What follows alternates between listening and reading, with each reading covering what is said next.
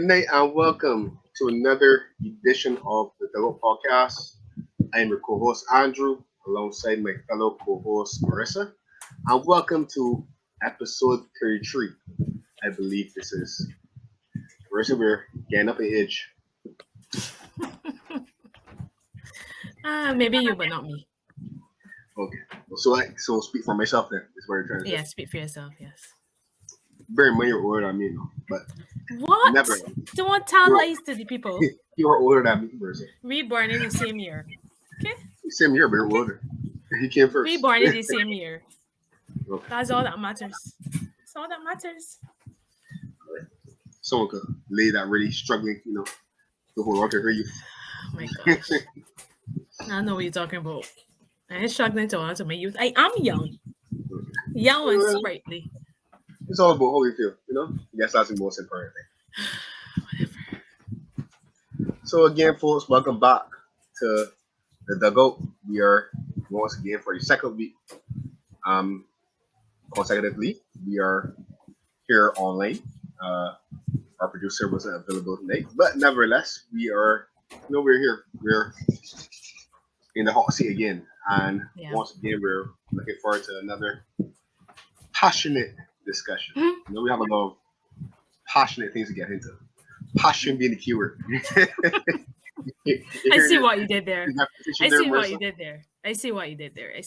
Passion, and I think very good. That just like our viewers want to see passion from us, Antonio Conte wants to see passion from Tottenham. He wants to see commitment, desire. He had a lot to say. He criticized the owners, the players. Actually, you know what? Before I go any further, let's give a bit of a backstory. Conte has been at Tottenham for how long now, Marissa? About a year and a half? Or coming up on a year and a half? Mm-hmm. Right. And because he joined late 2021, I think it was. After Nuno gets sacked. Right. So he's been there for a while. Give or take, let's say 18 months. Missed out on they qualified for Champions League last year. Right. Apologies. But once again, they've missed out on a trophy for another season. And once again, they have also been eliminated from the obviously they've eliminated from Champions League, they missed out on the trophy. My apologies. But they're the top four race. They're actually in fourth spot right now. But I think this month they got the whole the FA Cup and the Champions League this month. In the same week, was it? In the same week, right? Yeah, I think so. Yeah, I think I think so. So it's been a pretty disappointing season for Antonio Conte. I don't want to say Tottenham because based on what Conte feels, I hope Conte feels. Tottenham is used to this. This is normal. So it's been a disappointing season for Antonio Conte and a manager of his stature. He had a lot to say. Went on a bit of a rant. Marissa, I'm going to turn it over to you because you are an expert in all things, exit interviews. I think that, that feels a point. So since you're an expert, let the people know about what's your assessment of Conte and his rant and whether or not that was the exit move. Of course, it 100% was an exit move. Like, Conte knew exactly what he was doing. Like, because I think this was in the aftermath of the comeback from Southampton, because Tottenham were like 3-1 up after like 70-something minutes. So then I was on Twitter, right? So then I was on Twitter and I saw some snippets of the quotes. So I said, let me go watch this myself. Look, I sit down and watch all 10 minutes and I was very entertained. The man slammed everybody in the club. The man was like, you guys making alibis for these players all the time. Keep doing it. Why is it that Spurs get win a trophy and the manager is changing all the time? Because this is the Spurs way. I am like, Conte. Whoa. Obviously it's been clarified since then that he wasn't making a dig at the owner and blah blah blah. But we all know he was. He wasn't only digging out their players, he was digging out the ownership. And I felt like there's calling out your players and there's constructive criticism, and then there's that. Like, Mhm. he ain't tell a lie. Let me be clear. He's being very, very truthful in my opinion. But to do it like that, he 100% want to get sacked. And it's kind of the same kind of nonsense he pulled at Chelsea. Whenever he can't get his own way, he throws tantrums in public because he don't want to quit. He want to get his sacking money. So Mhm. I am like, I've seen over the last few days that they're deliberating and stuff, but I think everybody knows that whether it happens now, next week, just before the season resume, or in the summer, Conte is not going to be Spurs manager for much longer. So Yeah, I believe he knows what he's doing, and I believe he said that and he did that because he wants to leave. And I believe he wanted to leave since the summer, actually. So this isn't really a surprise to me. interesting. So there's a lot to unpack here. Um, I didn't watch the full 10 minutes. I watched like 5. I watched like a shortened version of it, Nah, but but that I was got good, the gist. entertaining. It was funny with the Italian accent as well. That was particularly funny. um, but whoa, a lot to unpack. So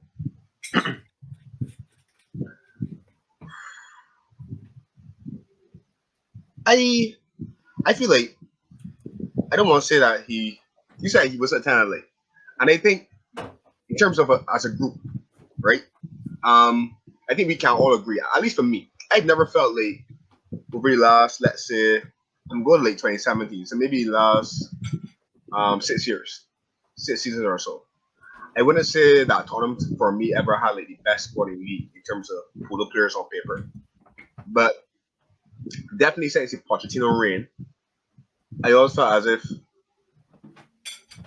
the group of players were kind of underperforming to a certain extent or to a certain degree. Like even though I didn't expect them to win, I still feel as though in terms of the point gap or the perceived distance between them and the top or whoever the challengers would have been in that period of time, I do feel as though the chasm was a bit too wide for a group of players that Tottenham had, and it always felt like Tottenham were going backwards since Pochettino left. Even with the kind of players that they signed for the most part, like the Matt Doherty's, and then you see them transitioning into signing young players like Brian Gill from Spain and different players like that Who barely who playing. didn't really get a chance or were paneled for whatever reason. They made some good signings in between, like Horbier, for example. Like Horbier, Kulusevski was a good signing. And then there are some that they made that baffle me as well, like Basuma, who hasn't really got a game since he went to Spurs last summer. So it's kind of Not weird. necessarily the signing was baffling, but more the lack of game time he's getting is Yeah, baffling. that's what I meant. That's what I meant. I didn't mean to say it Okay. itself. I meant like Okay. him going there and then not playing Yeah, okay. has been a bit of a surprise to me because I still believe he's a good player from what I saw at Brighton. So I mean, in terms of the signs that they've made, and yes, we all know that Tottenham is not like at the level of Man City, for example, that might be able to attract top tier. Maybe some of the signings that they've made, not necessarily Basuma, but Doherty, for example, and some others. It felt as if these are not signings that are going to put you in position to kick on, so to speak. And Conte is not really the first manager in recent times that has had a dig at the Tottenham squad. Mourinho did that as well. Not as Passionately. passionately or That's the word. That's the word for the night. right, not as passionately, but he did it as well. Yeah. Right? So I feel as though what Conte is saying is that so my position is that I'm not so sure that he did it with the intention of being sacked though. Right? No. I think he did it intentionally knowing that this is what the end result will be. But I don't think he did it because he wants to be sacked. I think he did it because he's fed up with the narrative that whenever something goes wrong at Tottenham, it's always the manager's fault. Mm. I feel as though he's saying that these players are not, or most of the players, I don't think he's trying to say all of them, but I think most of the players, for example, for him, aren't playing a proper shift in and they're not executing his plans or his ideas. The man said he saw 11 selfish players on the pitch. 11. They've been some talk. I don't watch it. I don't watch like every Tottenham game, but I'm pretty sure there've been some Tottenham players who've had pretty decent seasons. For example, we know Harry Kane goal scoring records haven't been. I've still been at close to top, if not top, right? So what I'm saying is that I don't think he said what he said because he wants to decide. I think he said it knowing that that's going to be a result. But then he said it like, enough is enough. Because I can only imagine that he's had these discussions indoors behind closed doors in the dressing room, and he's not getting the reaction that he wants, and he's like, what, I'm fed up. I think they were 3-1 up with 30 minutes ago. Yeah. And I didn't watch the game, so I don't know the nature of the goals that they conceded, and I saw the goals. The equalizer was a penalty that was a little confusing for me. Up to now, I'm not quite sure where the contact was, but the commentator said that the guy saw, I think he's a fella from one of the African countries. I can't remember right now, but he played World Cup. I didn't even know he was at Spurs, but he didn't really seem to complain much.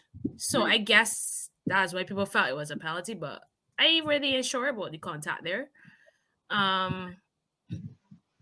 Second goal, Southampton's second goal was a scruffy goal to concede to me in my mind. But I think what he was alluding to is with 13 minutes to go, you got a 2-goal cushion, control the game and say, oh. Yeah, that's me too. Like I think what he's getting at, I think normally in those circumstances, but actually in all circumstances, people will point him manager and say, what could Conte have done differently? Could he have made a substitution? Could he have done something tactically different? Blah blah blah. And at the end of the day, I think what Conte is saying is like what you meant, what you said. Like the players already wants to be pitched there, he wants to have to make a difference, and you have to make a difference and you have to be on it for 90 minutes. And I think I got that from his response when he said that. He never said it because I think the journalists said that, he said that he saw fire in their eyes before and what has changed. He said he never said they saw fire in their eyes. He said I wanted to see. So like even if they obviously had to start the game and they were in control for at least an hour or just over an hour, and from some of the chats and messages that I saw and received, it seemed as if they had chances before the capitulation to put the game to bed as well, and they weren't taken. Southampton had chances too, I would say as well. Well, I know, but yeah, I fully expect this to end one way, and that's Conte, probably leaving by mutual consent. You hear that line, parade around. Yeah, I know. But one other thing I want to say though, even though I don't believe that Conte telling lies, because we all know Spurs, I think Conte still has to accept some sort of responsibility here. And I go back to, I don't think we ever really delved into it much, but I go back to their loss over the 2 legs against Milan. Now, Milan had a 1-goal cushion. Like, that's halftime. That is nothing much. You well in the game. For Spurs to play the way they did, with no real fight, no real desire, no real drive, doesn't that come from the manager too? I mean, I don't think a manager should have to fire you up for around the 16th tie where you have the chance to get into the quarterfinals and you're playing at home with 60, 70 odd thousand people in the stands. But still, doesn't Conte accept some responsibility for what is being put out on the pitch? I believe he does because I think in his press conference he did say, the managing staff, he was basically trying to say everybody's at fault, but it seems as if only the manager is the one who has to come up there. So he has to claim that it's his fault. So I think he does take responsibility for it. In his defense, though, what I would say is that, and we all know this, you can try to fire up somebody as much as you want, but if they don't have it in them in that moment, then you're talking to walls. I think we always ask questions. I didn't expect this from this team on this occasion, and I would never believe that a manager, and normally the big games are the ones where the team talk very brief because everybody be up for it in the build up. But I would never believe that a manager doesn't attempt to do it. You know, I mean, I know that Conte understand. can do it. Because Conte has gotten a response from teams that he's coached in the past, right? Yeah. So I mean, this is the thing with Tottenham. Tottenham flaky. And when I say flaky, I don't mean that Tottenham soft. I just mean in terms of like, I don't mean that Tottenham soft across the whole season. I mean that Tottenham come across as a flaky side in the sense that they would do enough and they would get on the cusp of the goal and then they fall away. Or they just can't get over the line. Tottenham have that kind of stereotype, that kind of narrative. I think that's what Conte means when he says that, you know, for 20 years, 20 odd years or whatever it has been, they have not been successful. They have not reached their goals. And you keep on changing the manager. You know? All Conte is saying is that, you know, what the hell? Whenever it seems as if we have a bit of pressure, you know what I mean? Or we are playing for a big occasion, it seems as if these men don't turn up. We saw it in the first time we saw this season was for me was the draw at Stamford Bridge because Chelsea were clearly better. Say Tottenham just got lucky with some refereeing calls and stuff like that. I thought Tottenham had the moments and you would expect Tottenham would have their moments and with players equally Harry Kane, you would get a goal here and there, and that's what happened. But it was a good performance, and I can't think of any Tottenham games that I saw or read about this season where I heard it was a really good performance in a big match or a big occasion. Even when you look at the North London Derby, like the way they played the North London Derby last season compared to how they played it this season, it's like what? It was really not disappointed. I mean, I could never be disappointed by Spurs. But I just felt like there's definitely something lacking there. I mean, you look at it, you have players like Hugo Lloris, club captain, still there. Like going back to when Pochettino was still there. Hugo Lloris is still there. Eric Dyer, Harry Kane. Who else is still there? Ben Davies is still there. Son is still there. So you have a lot of Pochettino core players still there. So I do understand what he's saying. You have to also look at the constant, and the constant is the players and Daniel Levy. So guess Yeah, we see how it goes. you know, look, there's a what adage that says you know it's easier to change the manager than change 22 or 25 players in the squad. So the managers are more often than not inevitably going to be the fall guy. Yeah. But I think what Conte is saying to the league is, you know, you keep on changing managers, but at some point you got to back the manager. You got to back the manager in terms of the players that you wanted. If you look at Pochettino's exit after Champions League final, they made no signings. Yeah. And Pochettino clearly wanted signings. He actually made it known that he asked for signings. They were lost little slight jabs at Levy by saying, you know, I'm just a coach. I'm not, you know, like almost like saying that I don't have any signings or try for business. So clearly But Pochettino felt as though, Conte, go ahead. go ahead. No, But you go ahead. You Pochettino clearly finish. at that moment felt as if, you know, he hadn't been fully backed. We had Jose and Jose was niggly, but Jose clearly was not happy with the personality of the team and the squad. I don't know if you watched the docu series that I had on Tottenham with the Of course not. behind the curtains thing. Might Of watch it course though. not. And I remember one of the things that Jose I got from that and Jose was trying to instill in the team was a winning mentality. And you know, we have to want more, we have to this, we have to that. But that clearly didn't materialize in terms of being put on the pitch consistently. And then Joseph, you know, fell by the wayside. You don't know what happened with Nuno. And then you brought Conte, who, yes, he's been batting transfer market to a certain extent, Marissa. But I personally, based on the little insight I saw from the Tottenham series, I can see Conte going to Levy as well and saying, listen, I don't think this as a simple player from the previous regime or whatever is a good fit. I don't think it go forward with him. And Levy saying, nah, I believe in you. No, it seemed Levy gave me the idea that only he can get a bit of back and forth. So I don't feel, although Conte has made a couple signings, I don't feel that Conte has been fully back in the way in which Antonio Conte would have let me back either. Well, he signed 14 players, but I don't even think half of those players he wanted. And you can tell based on who plays and who doesn't. Like, Jed Spence played for Spurs yet? No. He signed Jed Spence, who barely plays. I think Brian Gill was signed under no. He Spence was. gone on loan now. Yeah, but Spence that gone was on but, loan that, now. but we have to make a distinction. Is it that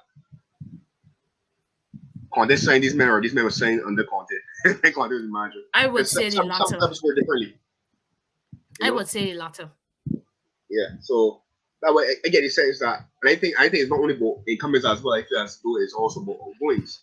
You I can't tell me agree. that some of these players that Conte having to play or in that squad Conte still want at this age.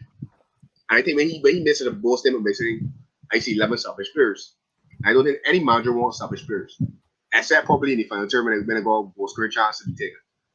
Apart from that, managers don't really like selfish players. So if you only see 11 selfish players, that means you like change your 11. Exactly. But do you have the power to do that? I'm why you say that because like look when Dele Alli was still there. When Dele Alli was still there, there seemed to be a perception from the Tottenham hierarchy that they had like a gem on their hands. I remember like one conversation that Libby had with Jose was about, we need to get him back on his top form. This guy is a really, really, unique talent. And Jose, didn't agree or did, concur that Ali showed that kind of form initially, but he can't tell me that, that was like an ongoing saga in terms of I don't think this guy up to it in terms of from certain managers' point of view, and then Levy get a bit of pushback because of what the guy has showed previously. So, and I feel like Ali may not be the only example of that. I feel like they got other players in that Tottenham squad that ain't really Conte cup of tea. Yeah, I agree. I agree for sure. So Conte to be sacked before the international break is over. or leave by mutual consent. I don't. I think Levy will be a brave man to do that. Right now, I think Tottenham still has a high chance of finishing top 4, but bringing in a new manager, no, I don't know. I don't think it's the wisest thing to do. So Marissa, we'll see. I really should do my research. When was he last in that Tottenham won a trophy? You asking me? I don't think in our lifetime. Yeah, it might not have been in our lifetime. Probably prior to our lifetime. But I can't remember the exact year. Let me do a quick Google search. The point I'm making as you do your Google search is that don't tell me that Levy will not do it. Levy sat Jose before a cup final. It's true. And that was a legitimate chance. Although City was the opponent, that was a legitimate chance to win a trophy. And 2008, 15 years. Oh yeah, Carling Cup. Sorry. Right there. Guess who the opponent was? No need to guess who the opponent was. We'll go there. All right. But yes, I forgot they won the Carling Cup. Yeah, me too. But look, that was a legitimate chance to win a trophy. And they got rid of Jose before cup final and brought Ryan Mason to coach team. The disrespect. So I will honestly, and this reason, it's not I believe that Conte should go, or like you said, I don't believe that Conte is 10 legs either. I think Conte just had enough, and it feels as if I'm having to shoulder all responsibilities male. If I had a shoulder responsibility, but these players got to take some. But I believe my feeling is that I don't see, because like I said, it's easy to change the margin and change 25 players. I don't see how African, and he like saying dressing room, he's saying in the press, in the public eye. I don't see how you go back in the dressing room. I get that same players that you just call selfish to really play a shit for you. To really kind of play for you. Even actually there were some quotes I saw there from Javier who said that the manager might need to be a bit more specific. But boy, I'm being very serious. I should have said it before we came on here. And he said that he's an honest player, he always gives 100%. And maybe the manager needs to be a bit more specific about what he wants. You see that there? That's what I mean. So I don't think I can't see Conte. Yeah, he definitely getting sacked before the international break over. Mutual consent. I don't know what you're talking about. Mutual consent. Yeah, sorry. Sacked. Right. Yeah. So yeah. All right. So our next and final. Yeah. Our next and final football topic is the Champions League draw.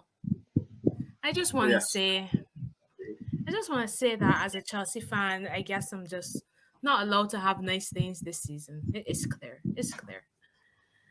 Am I surprised that Chelsea got Real Madrid? Not at all. Not at all. Because I can't have nice things. But it will be refreshing to watch a Champions League tie and not, what's the word, expect to go through. Yes, you'll have hope, but nah. Real Madrid all day. But before we get to that, the ties are, let's pull them up again. You got Benfica Inter, City Bayern, Real Madrid Chelsea, and Milan Napoli. Correct. And obviously, we should caveat that by saying that the winner of Benfica Inter plays the winner of Milan Napoli, and the winner of Chelsea Madrid plays the winner of City Bayern. So one of Benfica, Inter, Milan, or Napoli will be a finalist this season. And I have to say that's good. That's good to see. I would love it to be Napoli. Honestly, I love how they play. But I guess we'll see. I think all the ties have their own interesting storylines. City Bayern, that can be a game. That'd be interesting.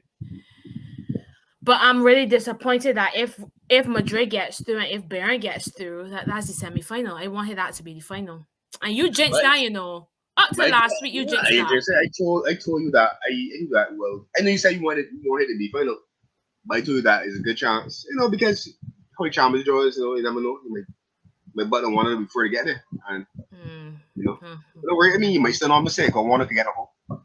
So, because City could beat Bayern, Chelsea could beat Madrid. I'll tell you one thing.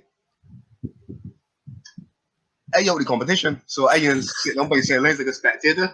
I'm not Anderson. I'm back in the boy. I watch the football. You know what I'm saying? But that's honestly, as a fan, you want your team in it. But also, as a football perspective, that's also not a bad way to watch a game. No emotional attachment. Just enjoy the game. Yeah. That's what I'll be doing.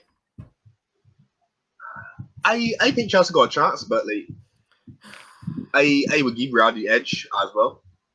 Edge. But, the edge. Whatever you want to say.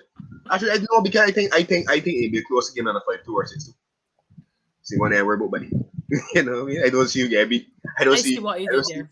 I don't. Yeah, exactly. I don't see the man kind of stand for Bridge and Papalami.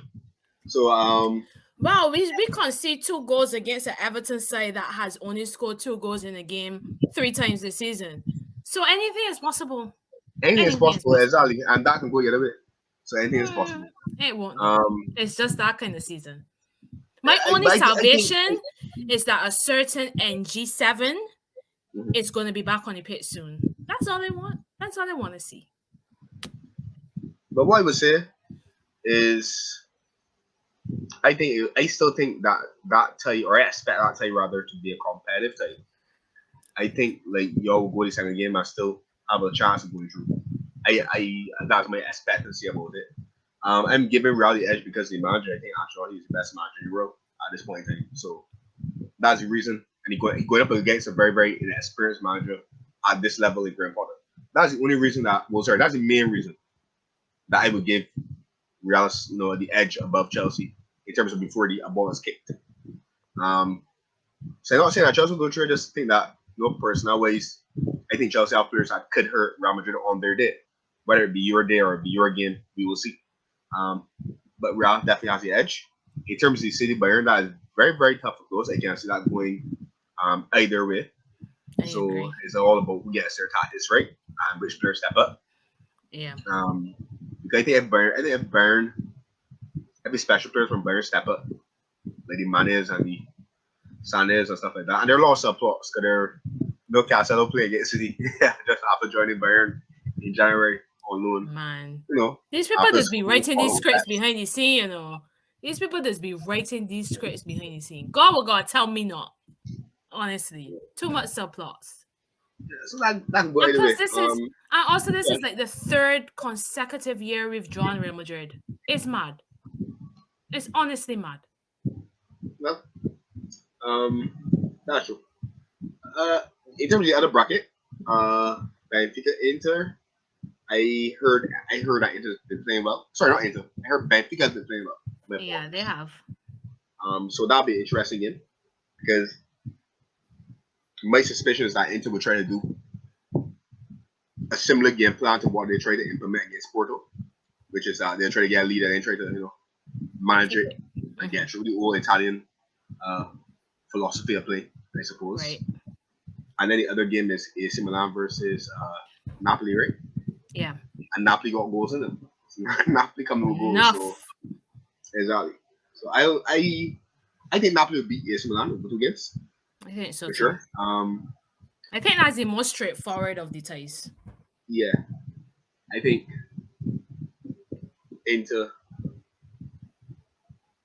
Benfica one will be a bit more evenly contested and more down to execution of tactics. Yeah. I think. So Yeah. we shall see. But like you said, a new team will be in the final. Well, it's not really a new team because Milan are previous winners, Benfica are previous winners, but a team that we're not accustomed in the modern era of seeing will be in the final. Yeah. And could be Napoli. Yeah, I would like that. To be honest. All right. So, West Indies. West Indies. Big up the man, man. The man get a big man. What day it was? What day was it? Saturday. Man get a big man Saturday. I had all optimism. I had high hopes. As Panic I Disco was saying. And then see me get beaten in 30 overs. And in the main defense, right? That was not a beating. That was a thrashing. In the main defense, right? I thought that, okay, losing 30 overs, I'm like, what are you batting? Must he score like 1 and change? And then I realized he made a score from 60, which is not an imposing total in today's game. But still, we don't expect somebody chase. I don't want to say 30 overs. Also, in their defense, though, South Africa we were doing well. South Africa were 87 for 4. But Klassen come out and choose violence. I mean, 119 not out off for 61 balls. Like, the man was on a mission today. Honestly, I think, look, there are a lot of talking points about that second game. We could talk about the collapse from the West Indies. 110 for 1 to 260 all out is not good enough. Not good enough. Could talk about the bowling a bit. But honestly, I am willing just to say, well played, Henrik Klassen or Heinrich Klassen or whatever. Yeah. That's one of those free innings that you cannot do anything about. Like, honestly. So, yeah, the only thing I really want to comment on, as I said, is the batting. Did well. As usual, we've talked about this on this podcast before. In the first game, once you have hope batting through, everybody play around here, we game mate 300. Right. But once you don't have hope batting through, we not game mate 300. And you saw perfect examples of that in the first and the second game. I got some thoughts on some individual players, but I'll let you give your thoughts first. All right, so I can just pick it back on what you said. I watched the first game more than I watched. I didn't see any of the game today because I was at work. I just checked the score because I knew it was playing. The first game, wonderful innings by Hope, marvelous innings. Faced it well, and they accelerated at the right moment. And then the bowling, they enough to back it up in the first ODI. So I was encouraged. I was like, well, they did. And that's what we've both been calling for, where we are acknowledging that we definitely need a batsman to bat through the innings, like other top sides have. Yeah. But the difference is, like you said, shit hope, but you didn't call any other names. And then what I'm saying about the West Indies is that we have enough experienced players at this stage now. You have Shea Hope, who I think needs to be transitioned back into the test side as well. But we have Shea Hope. Not yet. Not yet for you? Okay. But I think he should be playing Test cricket ultimately. Me too. Test cricket and 50 over. But you got Shea Hope, you got Calmeers. I'll leave it at those two. I'm pretty sure we have at least one more experience. Let me jump in here now with yes. He's who I want to talk about. But before you do, what I'm saying though is that if we can have those three as the consistent batters, I'm not saying obviously batsmen not going to score runs every game, But you know that like how Australia, you know, if Smith feels, you know, maybe Finch or Warner or somebody else will chime in, or you know, the runs come from elsewhere. And obviously on occasion you will get one of the newer batsmen or one of the guys who are not necessarily regarded as a linchpin chime in as well and might get a big score. But it needs to get a stage where Hope is batting through. The intention is to bat through. Kalmir's intention is to bat through, sorry. Or Nicholas Puran, the intention is to bat through. And if Shea Hope is the only batsman that's coming with the intention of doing that, we're going to run ourselves in difficulty. So I'll let you chime in on Puran. Nicholas is my boy. I have loved Nicholas Puran. The first innings I saw Nicholas Puran play was his 140 odd, I think it was, against Australia under 19 World Cup. When I saw that innings, I was like, this dude going to the top. Nicholas Puran coming back in his team, started well, great, everything. Nicholas Puran average at one point in ODIs, I think, was touching 50 or high 40s. Nicholas Puran has 1 century in 51 ODI matches. That is ridiculous for the talent that he has.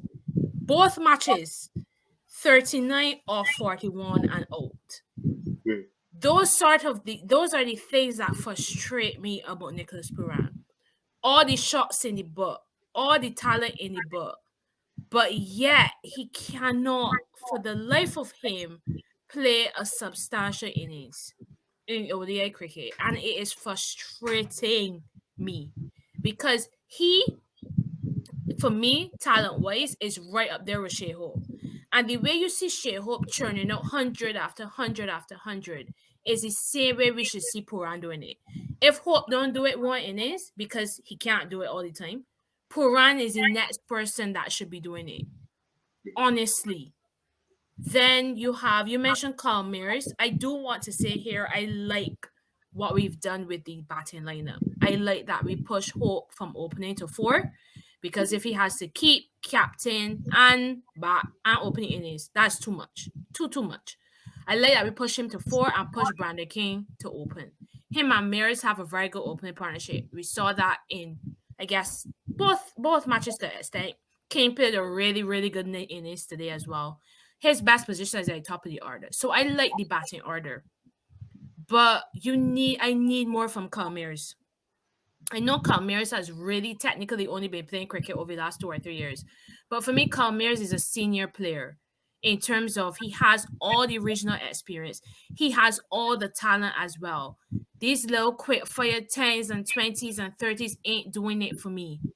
And we spoke about this in 2020 cricket as well.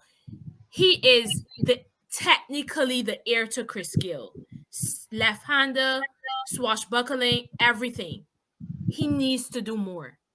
Puran needs to do more. Powell as well needs to do more.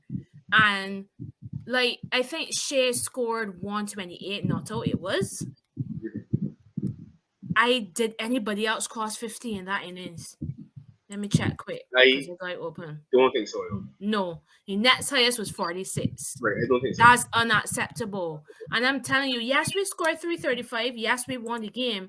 But imagine if somebody else was there supporting Hope more.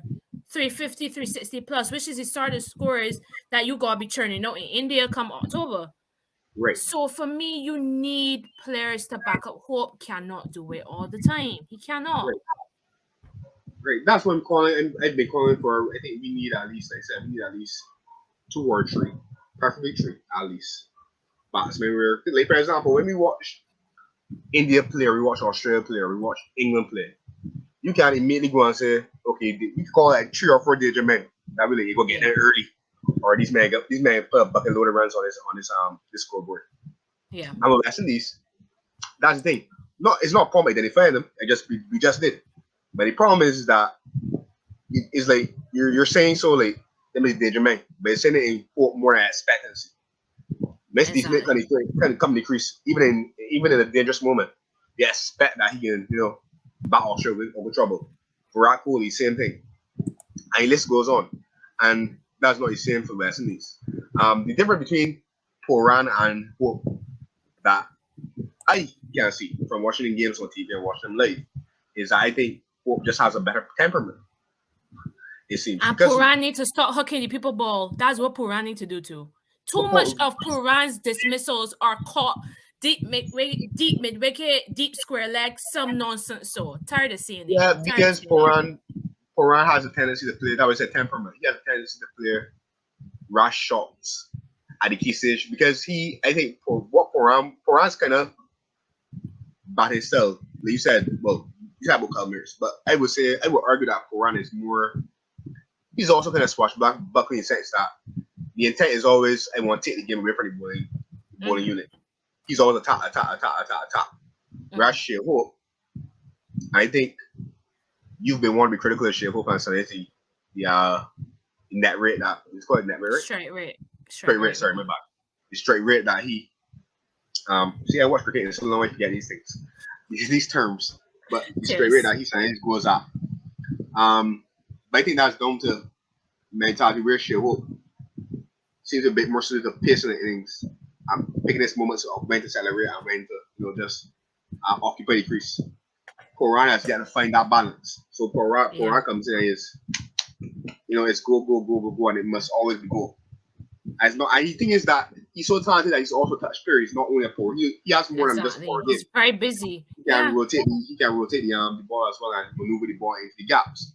So I think it might be a focus thing. It might be a mentality thing where he needs to be coached and that needs to be owned a bit better, or mentored, I should say, a bit better, where you get him understanding that okay, more consistently every time you go to the crease, your job is about at least if it's 50 overs, you need about at least 30, 35, 40. You whole innings if you can, depending on where you get in, and not throw your wicket away in the 30s or the 40s with a silly shot. I don't want to say foolish, with a silly shot, as we've grown accustomed to, because it always is a silly shot. Yeah, it is.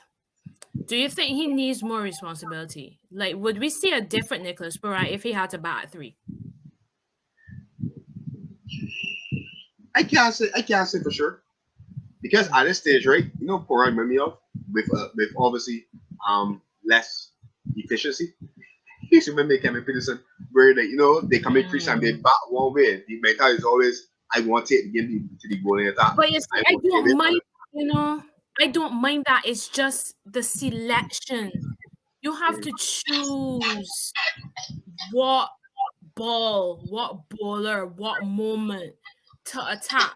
So I don't mind him having that mindset. Like 39 or 41 balls, you're going almost to run a ball, which means that if you stay, you're going to be striking at 140, 150.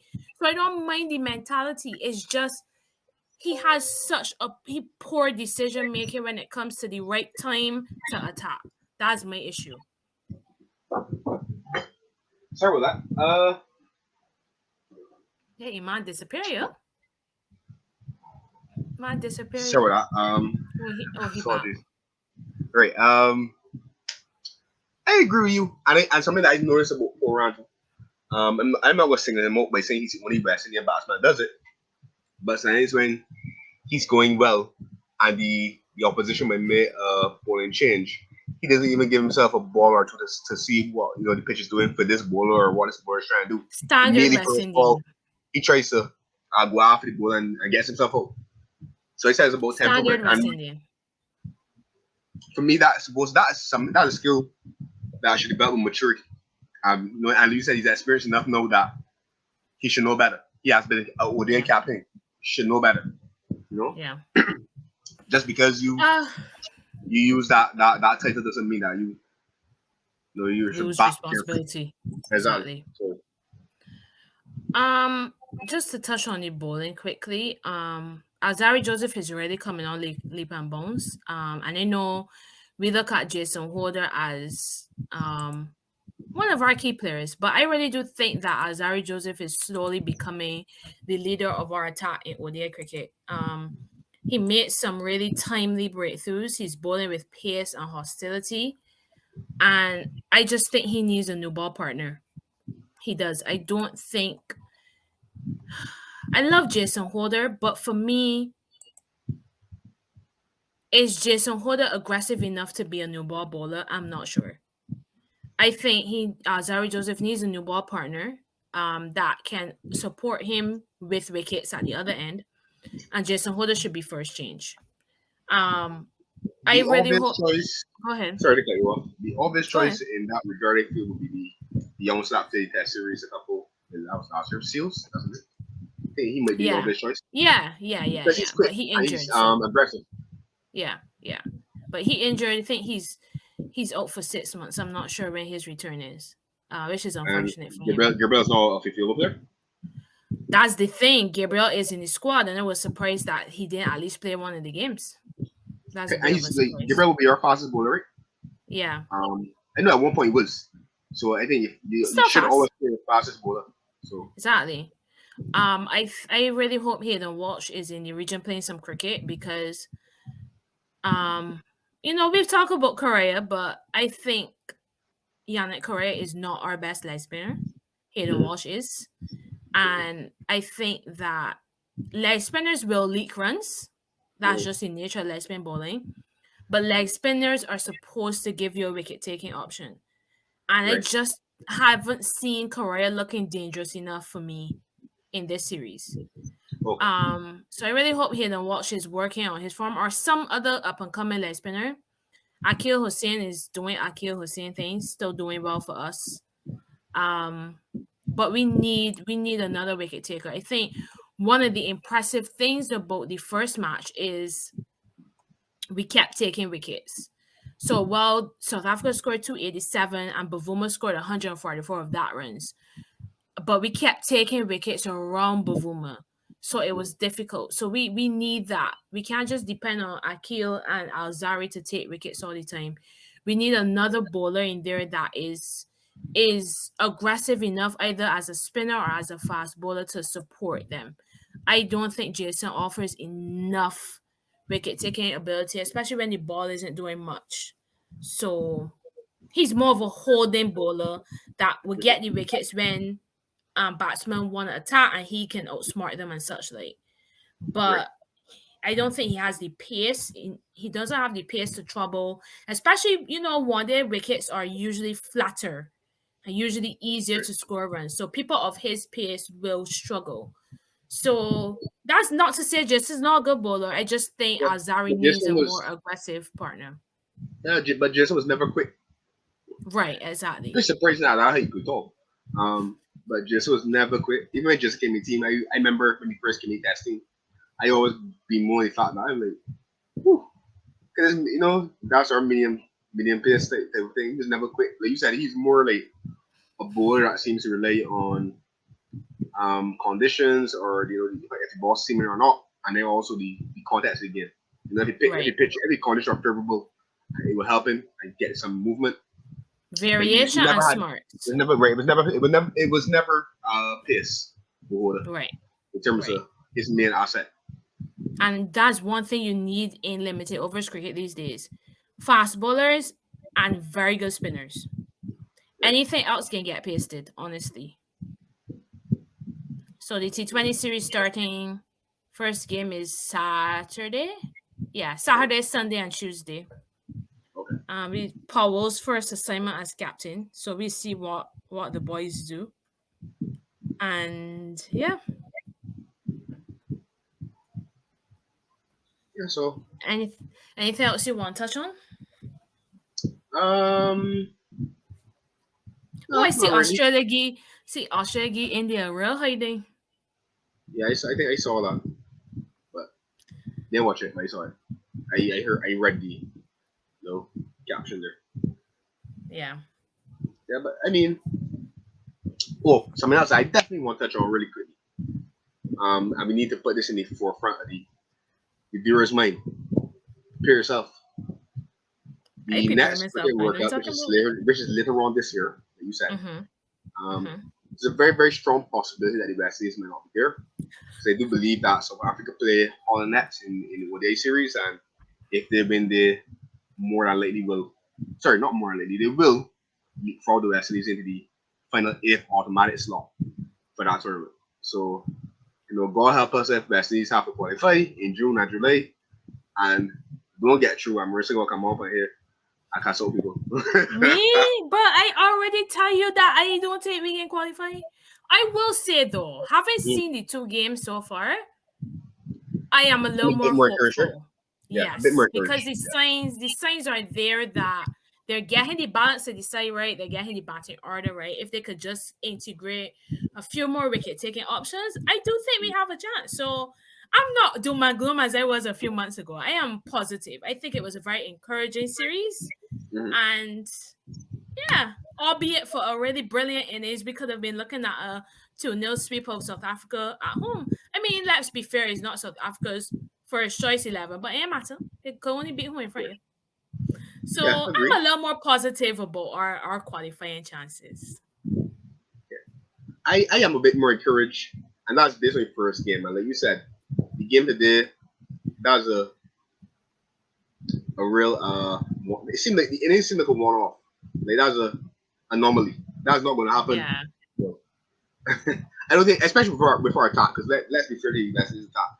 They have been steadily improving as well in terms of Yes. as a unit. So I don't Yeah. think those type of innings uh, or those type of outcomes where we lose a game having scored more than 50 in 30 overs is a norm.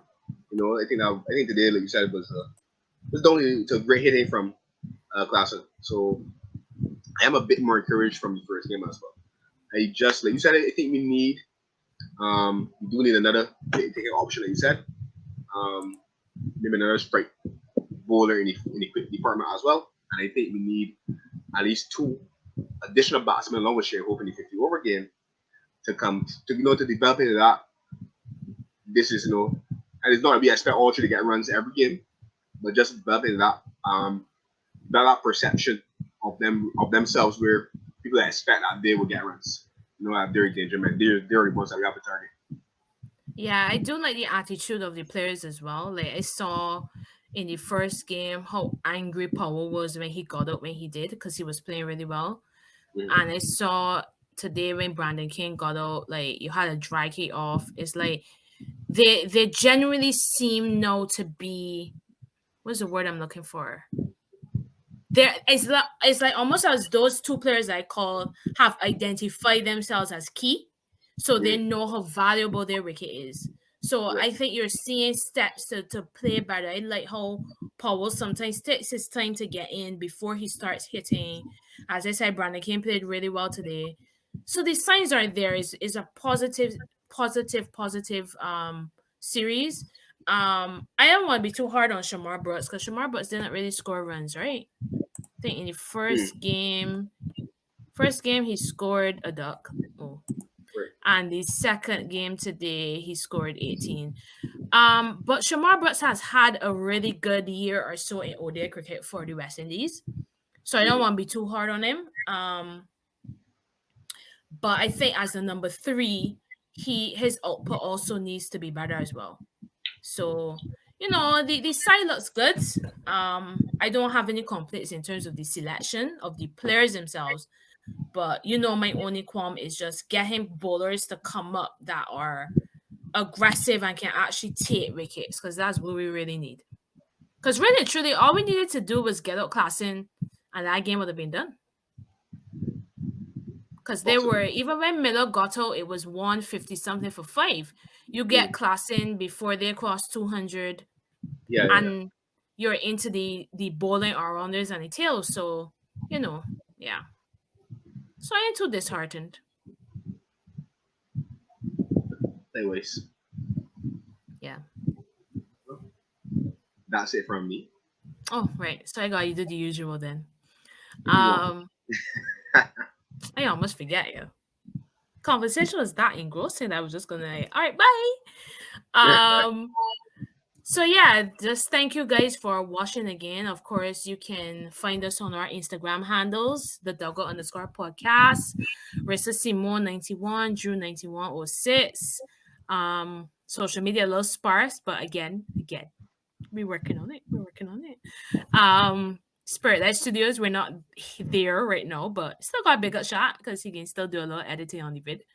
And I hope you guys have enjoyed the new audio that we have put at the beginning and end of our podcast. Of course, that's Spirit Light's work. I hope y'all can see how talented our producer is because he does a really great job. So you guys can hit him up. Whole Health Pharmacy, of course, Andrew again. Andrew last week, right? Viewers, Andrew decided that he was going to have his mug. I have it handy. Andrew, I don't want to see that no. Andrew decides that when we start the stream, my boy can be like, oh, let me get some water. I'm like, dude, come on. Like, do that when you were streaming. But anyways, I have mine. I was drinking from it throughout. He finally decided to show his tonight, even though it empty of water. I just don't understand. But yes, Whole Health Pharmacy, they're lovely tumblers. And, you can get them from us if you're interested with the nice little Dugout sticker on it. And yeah, that's basically it. So hopefully this time around we weren't in the studio for reasons that weren't either of our fault for the first time. The first time was mine, second was Andrew's, and now, the producer. So we should be back in the studio, God's willing, next week, Tuesday. Well, Friday for you guys because that's when you watch it. But yes, so do join us again next week.